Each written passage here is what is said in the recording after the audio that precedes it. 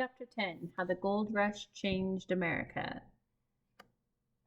With amazing speed, the gold rush sent settlers westward. When James Marshall first found gold at the lumber mill, only about 30,000 people lived in California. 12 years later, the population had swelled to 380,000.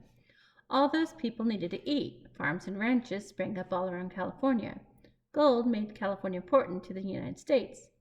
Only about 30 months after the Mexican-American War ended, California became a state.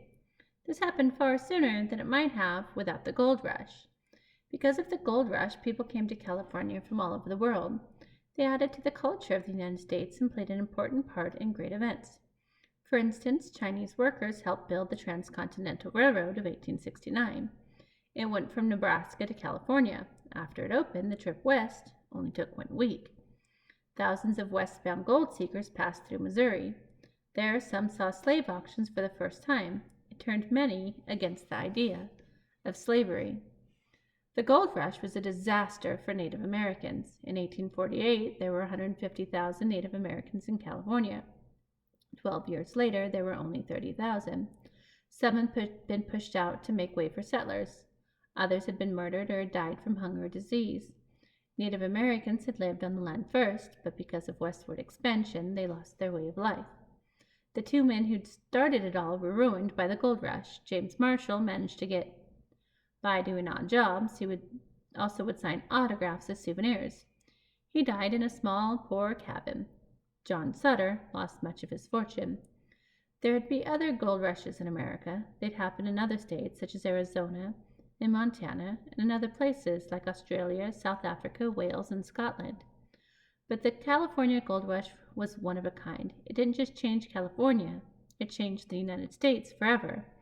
Now the country reached from the Atlantic to the Pacific, or as the song America the Beautiful says, from sea to shining sea. The gold rush had lasted less than 5 years.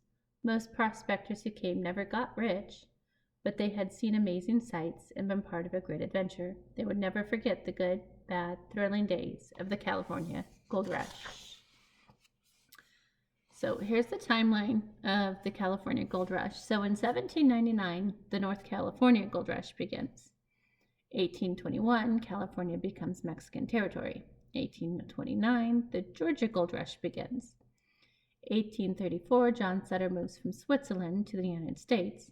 1839, Sutter builds a fort at the crossing of the Sacramento and American rivers. 1846, the Mexican-American War begins. 1847, James Marshall begins building Sutter's lumber mill on the American River. 1848, James Marshall discovers gold at Sutter's sawmill on January 24.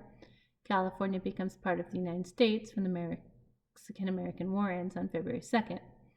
The first newspaper report of Marshall's gold strikes appears on March 15th. Sam Brannan fuels gold fever in San Francisco in May. Sutter's bookkeeper John Bidwell strikes gold in July. President James K. Polk confirms the California gold discovery in December. 1850. All non-American miners in California are taxed. California becomes America's 31st state on September 9th. Levi Strauss comes to San Francisco. 1859, silver is discovered in Nevada's Comstock lode. 1880, John Sutter dies. 1885, James Marshall dies. Timeline of the world happens also, but I won't go through that with you.